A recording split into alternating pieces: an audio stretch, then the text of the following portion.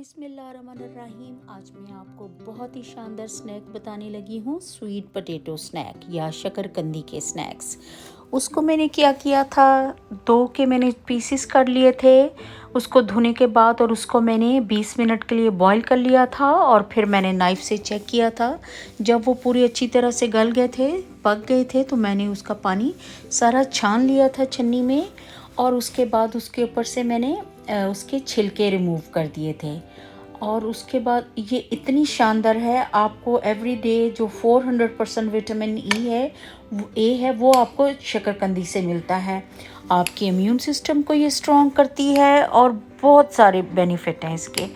आपको इसको उसके बाद आप इसको गरम गरम को काट लें, और इसी तरह करके आपको कोई भी शेप जो अच्छी लगती हो, और उसके ऊपर काला नमक, सफ़ेद नमक और काली मिर्च, चाट मसाला और टर्मरिक सॉस, इमली की चटनी और आलू बुखारे की चटनी। अब मैं सबसे पहले काली मिर्च डाल रही हूँ उसके ऊपर, और काली मिर्च डालने के बाद उसके ऊपर नमक डालूँगी।